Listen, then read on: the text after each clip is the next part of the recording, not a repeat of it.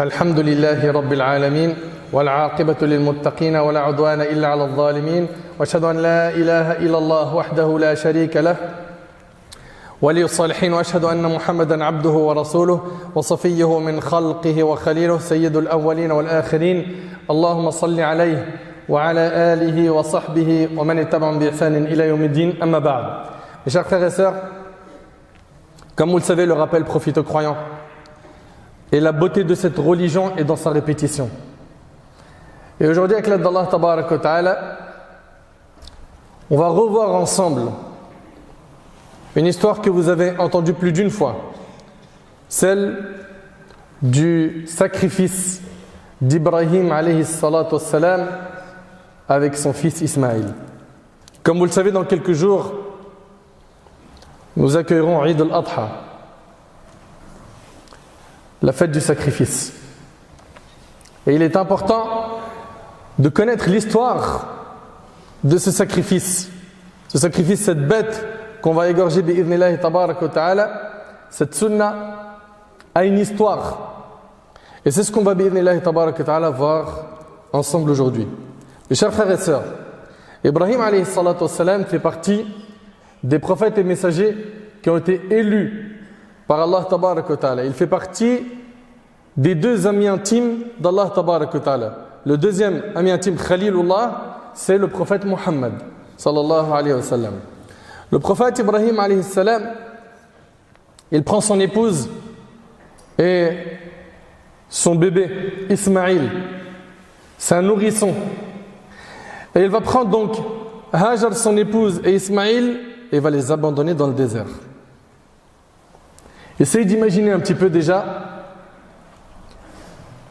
à quel point c'est une grande épreuve pour l'épouse de se retrouver avec un bébé dans le désert où il n'y a ni eau, ni nourriture, ni habitation, il n'y a personne qui vit dans cet endroit.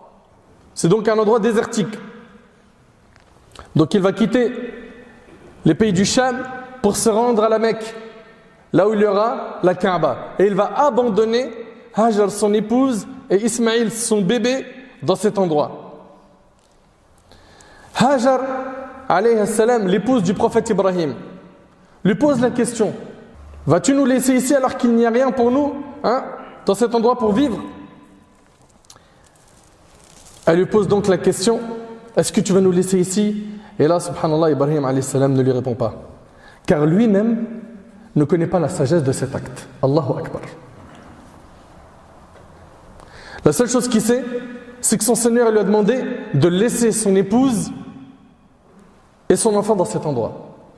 Mais la sagesse, écoutez attentivement s'il vous plaît, barakallahu fikum. Il ne la connaît pas.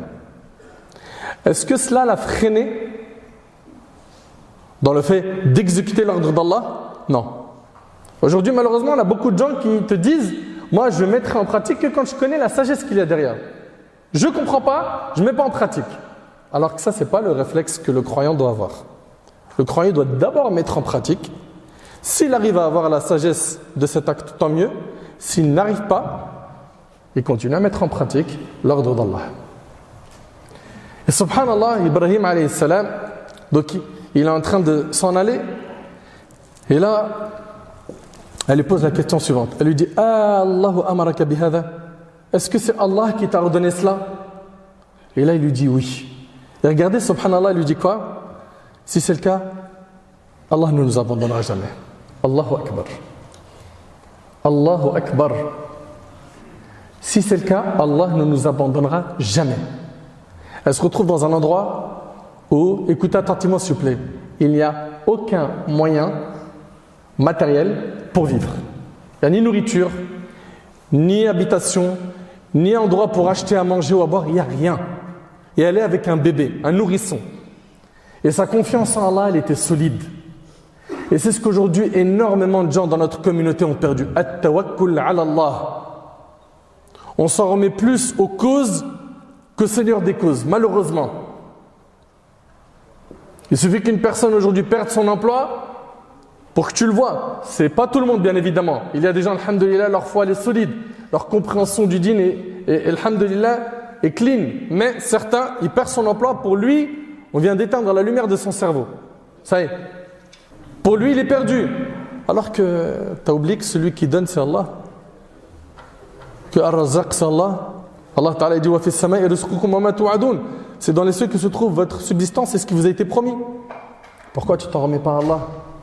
Que ce soit pour un emploi, que ce soit pour un mariage, pour un diplôme, pour un stage ou autre. Place ta confiance en Allah.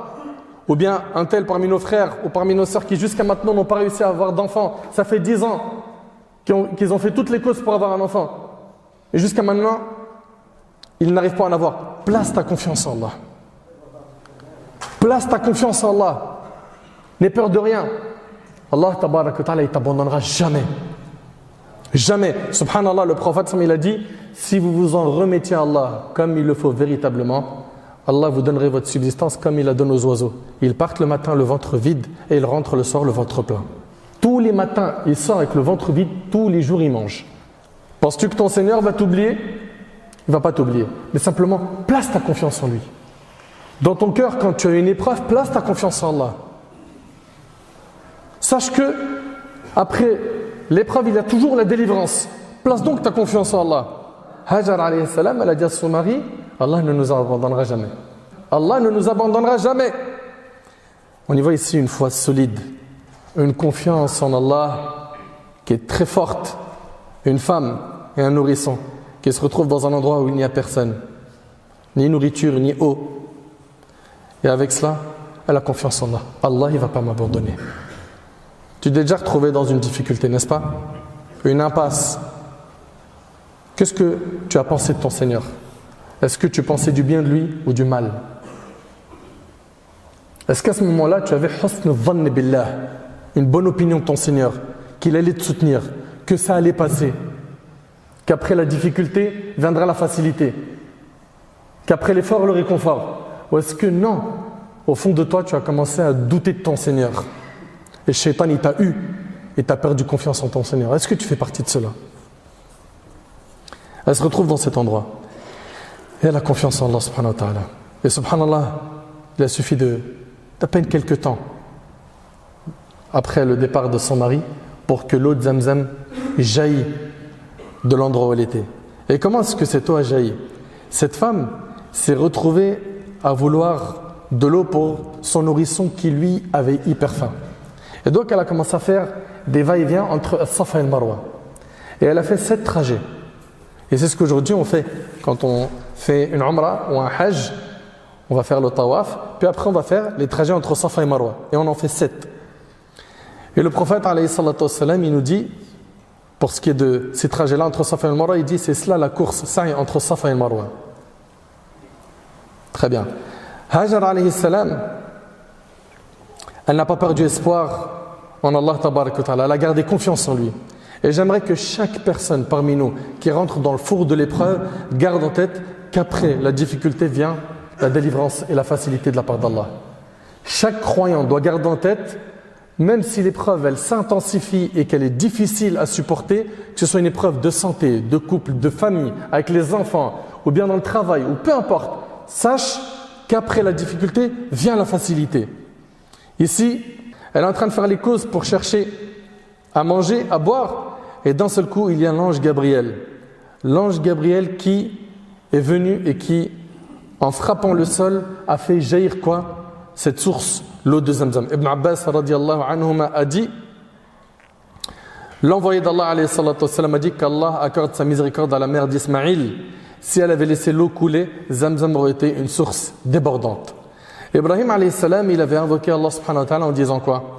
ربنا إني أسكنت من ذريتي بواد غير ذي زرع عند بيتك المحرم ربنا ليقيموا الصلاة فاجعل أفئدة من الناس تهوي إليهم وارزقهم من الثمرات لعلهم يشكرون. Ô notre Seigneur, j'ai établi une partie de ma descendance dans une vallée sans agriculture près de ta maison sacrée, la Kaaba. Ô notre Seigneur, afin qu'ils accomplissent la salat, fais donc que se penchent vers eux les cœurs d'une partie des gens et nourris-les de fruits, peut-être seront-ils reconnaissants.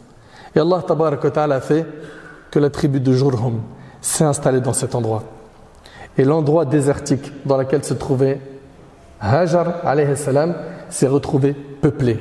Et elle, ainsi que son fils, finalement, on peut les assimiler à quoi? Au noyau de la Mecque. Subhanallah.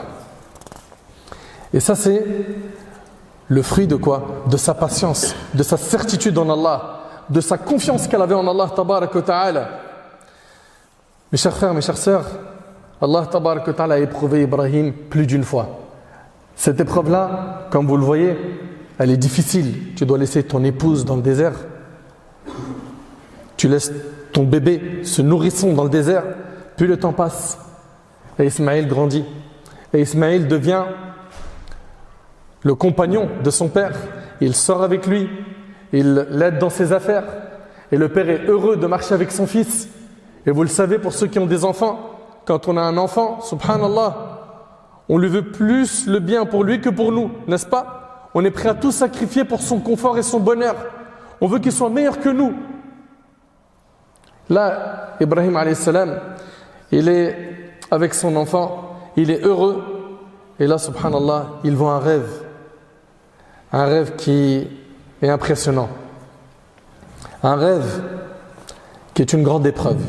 Dans ce rêve, il voit qu'il doit égorger son fils Ismaël. Et vous le savez tous et toutes que les rêves des prophètes sont des révélations, des vérités. C'est-à-dire quoi? Qu'un prophète, quand il fait un rêve, il doit exécuter ce qu'il y a après comme ordre. Ici, le prophète Ibrahim alayhi salam voit donc cela en rêve. Allah Ta'ala il nous dit فَلَمَّا بَلَغَ مَعَهُ السَّعْيَ قَالَ يَا بُنَيَّ إِنِّي أَرَى فِي الْمَنَامِ أَنِّي أَذْبَحُكَ فَانْظُرْ مَاذَا تَرَى. Puis quand celui-ci fut en âge de l'accompagner, Ibrahim dit: oh mon fils, je me vois en songe en train de t'immoler. Je me suis vu en rêve en train de t'immoler, donc de l'égorger. Vois donc ce que tu en penses. Selon vous, que va dire son fils Ismaïl? Ismaïl alayhi salam, il va lui aussi accepter l'épreuve, comme son père. Et il va dire: قال يا أبتي افعل ما تؤمر ستجدني إن شاء الله من الصابرين. Ismaïl dit: oh mon cher père, fais ce qui t'est commandé. Tu me trouveras, s'il plaît à Allah, du nombre des endurants. Allahu Akbar. Allahu Akbar. Est-ce que tu es d'accord avec moi, mon frère, ainsi que toi, ma soeur, que là, ce qui est demandé par Allah subhanahu wa ta'ala, c'est pas une mince affaire? Est-ce qu'on est bien d'accord qu'ici, l'épreuve, elle est grande, pour le père et pour le fils? Wallahi wa Rabbil Kaaba, elle est difficile. Et demandez à ceux qui ont des enfants. Ils vont vous dire que le sentiment que portent le père et la mère dans son cœur pour son enfant, il est trop grand. Plein d'amour et d'affection. Et donc se retrouver comme ça, à être dans le four de l'épreuve, Ismaïl va accepter l'épreuve. Il va accepter l'épreuve comme son père. Et il lui dit: oh père, fais ce qui t'a été ordonné. Tu me trouveras, s'il plaît à Allah, du nombre des endurants. Je vais patienter. Allahu Akbar. Les deux se préparent à exécuter l'ordre d'Allah tabaraka wa ta'ala. Mais là est intervenu quoi? La miséricorde et la clémence d'Allah Azza wa Jal. Et j'aimerais que toute personne de notre communauté qui vit une situation difficile, peu importe quelle est cette situation, garde en tête qu'Allah tabaraka wa ta'ala, par sa rahma, il va mettre fin à cette épreuve si tu respectes les règles de notre religion. Ça va prendre un temps et ça va, Inch'Allah, se terminer. Ça va être difficile. Tu vas rentrer dans le four de l'épreuve, mais tu seras comme une bague en or qu'on a fait rentrer dans un four et qu'on a ressorti qui brille plus qu'avant. Ça, c'est si tu réussis l'épreuve, si tu fais preuve de patience, si tu places ta confiance en Allah, si tu l'invoques, si tu le supplies. Pas si tu te plains d'Allah, comme certains le font. Mais pourquoi moi, ça me touche ça? Pourquoi je ne comprends pas? J'ai un seul enfant, il est passé par toutes les maladies du monde, ma voisine, elle en a 5 qui se portent tous bien. Là, tu es en train de faire quoi? Là, tu es en train de remettre en cause le destin d'Allah. Tu te rends même pas compte que tu es en train de t'opposer au destin d'Allah. Tu es en train de dire dans ton fort intérieur qu'Allah il fait mal les choses. Accepte le destin. Accepte. Subhanallah, j'étais au téléphone avec un frère que j'aime pour Allah et son épouse. Je lui dis: mets le haut-parleur, comme ça je vous parle à vous deux. Le bébé, il est sorti du ventre, mais à l'intérieur du ventre, le bébé, il était étouffé. Et ça a fait que son cerveau, il ne répondait plus. Et jusqu'à maintenant, il ne répond pas. Il y a les battements de cœur, mais le cerveau, il ne répond pas. Et les médecins disent ben, il reste quelques temps et ça y est, il va partir. C'est-à-dire, ils ont vu le bébé naître. Et le bébé, il est devant eux. Et ils sont, depuis la naissance, là, je vous parle de quelque chose, c'était il y a quelques heures que je les ai au téléphone. Et c'est difficile, et je les ai au téléphone. Je leur ai dit, ce bébé-là, il appartient à Allah subhanahu wa ta'ala. C'est Allah subhanahu wa ta'ala qui est sage, qui est puissant, qui est rahim. Il décide de lui laisser la vie sauve, de lui redonner tout ce qui lui manque pour vivre. Personne ne pourra s'y opposer. Personne ne pourra faire quoi que ce soit. Si Allah tabaraka wa ta'ala a décidé que ce bébé continuera à vivre, mais avec un handicap, il faudra accepter le destin. Et si Allah décide de le reprendre, et ça c'est une difficulté, c'est dur à entendre et c'est dur à vivre, il faudra également accepter. Parce que nous appartenons à Allah et c'est envers lui que nous retournerons. Gardez ça en tête. Et j'aimerais vous dire, mes frères et sœurs, qu'au moment de l'épreuve, il faut vous rappeler de la rahmat d'Allah tabaraka wa ta'ala. La miséricorde d'Allah. La miséricorde d'Allah ici, elle a touché Ismaïl. Ça y est, il est prêt à être exécuté.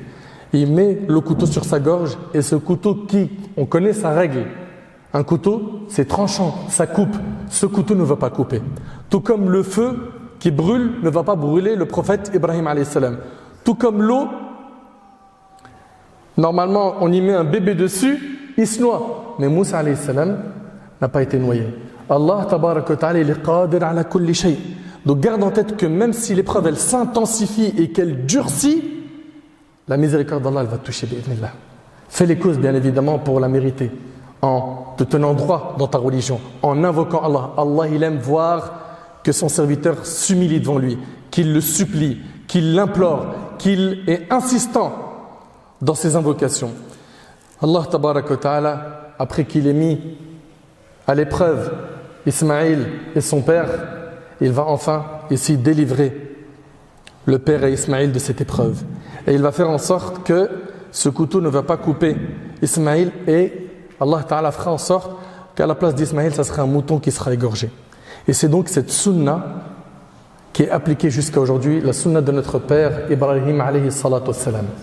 Cette fête du sacrifice. Et ici, quand vous réfléchissez un petit peu, subhanallah, Ibrahim alayhi salam, c'est un exemple dans le sacrifice. À chaque fois qu'il a eu le choix entre quelque chose et Allah, il a toujours choisi Allah. Quand il a eu le choix entre lui et son père, Azar, qui lui-même fabriquait ses statues, il a choisi qui? Allah subhanahu wa ta'ala. Quand il a eu le choix entre Hajar et son nourrisson, de les laisser dans le désert et de choisir l'ordre d'Allah, il a choisi d'exécuter quoi? L'ordre d'Allah et d'obéir à Allah. Quand il a eu le choix entre l'ordre d'Allah et le fait d'égorger son fils, il a toujours choisi Allah. Il a toujours choisi Allah, c'est pour ça qu'il a atteint un immense degré de par ses sacrifices. Et quant à nous, qu'est-ce qu'on a sacrifié pour le dîn d'Allah tabarak wa ta'ala? Mon frère, ma soeur, regarde t'as quel âge aujourd'hui? Qu'est-ce que tu as fait pour que la communauté musulmane aujourd'hui, elle avance, elle évolue? Quelle est ta contribution? Quel bien tu as apporté? Qu'est-ce que tu sacrifies déjà à titre personnel pour te rapprocher d'Allah? Salatul Fajr, t'en es où? Les prières à l'heure, la zakat qui est une obligation religieuse, le hajj, combien ils sont nombreux à aller dans toutes les destinations du monde pour prendre des selfies et les afficher en story sur les réseaux sociaux, mais il ne va pas au hajj. Alors que c'est une obligation religieuse pour celui qui en a les moyens. Non, je n'ai pas encore fait le tour du monde. Il a visité la Thaïlande, Bali, les Maldives, New York. Le hajj, c'est un pilier de l'islam. C'est une obligation religieuse. Et jusqu'à maintenant, on en a plein qui mettent les obligations de côté. Pourquoi? La dunya les a grignotés. T'as cru que tu allais vivre éternellement? Vous ne voyez pas? Tous les jours, les gens qui partent et qui nous laissent, tous les âges aujourd'hui sont touchés par quoi? Par l'ange de la mort. Et viendra un jour notre tour. Comme on est en train de parler, vous et moi aujourd'hui, un jour, on ne pourra plus parler avec quelqu'un. On sera sous terre. Ça sera terminé pour nous. Là aujourd'hui, vous ne réalisez pas à quel point on a une occasion en diamant. Laquelle? Celle de pouvoir œuvrer. Celle de pouvoir se rapprocher d'Allah. Nous qui avons commis des péchés qui, seul Allah les connaît.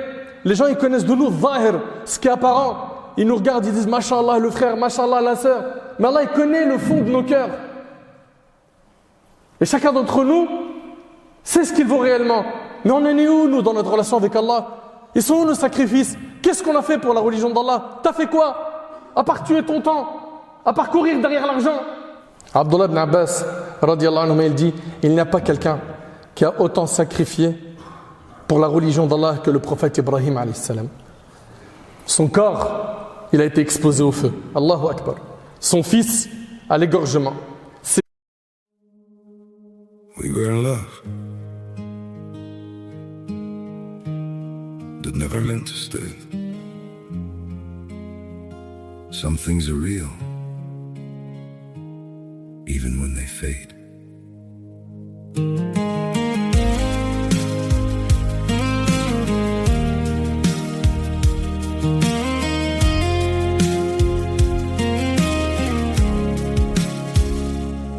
I used to think if we kept holding on, we could bend the truth somehow. But love can't fight what's pulling us apart, and it's breaking us down now.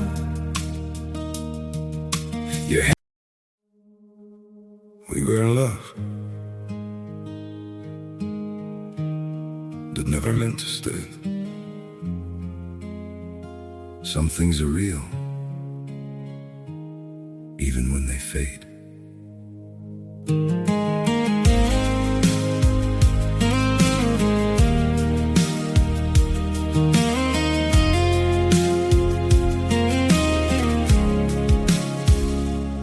I used to think if we kept holding on, we could bend the truth somehow. But love can't fight what's pulling us apart, and it's breaking us down now.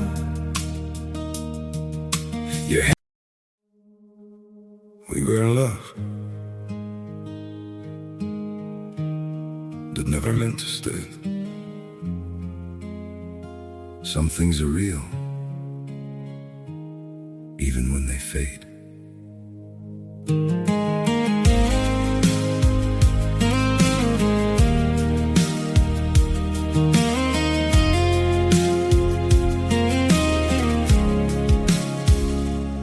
I used to think if we kept holding on, we could bend the truth somehow.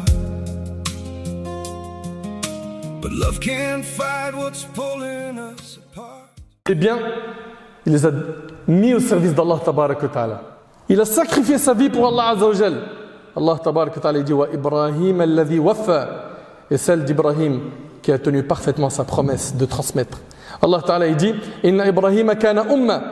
Ibrahim était un guide.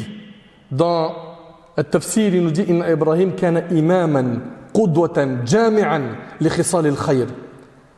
لذلك اختاره الله لخلته. C'était quelqu'un qui était exemplaire dans ses sacrifices, dans ses adorations. C'est pour cela qu'Allah il l'a élu, il l'a favorisé, il en a fait de lui un ami intime. Allah Ta'ala il dit Salamun ala Ibrahim, paix sur Ibrahim. Mes chers frères, mes chères sœurs, il faut qu'on se positionne, nous, dans notre vie. On veut quoi de notre vie exactement? Tu penses à quoi? Toi, tu veux quel type de vie? Pourquoi est-ce que tu es sur terre?